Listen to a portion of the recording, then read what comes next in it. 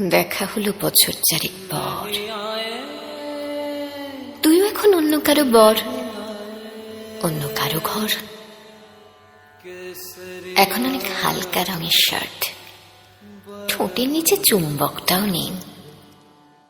ভিড়ের মাঝে দেখতে পেলাম তোকে, দাঁড়িয়ে গেলাম বিপদ পাড়াতে।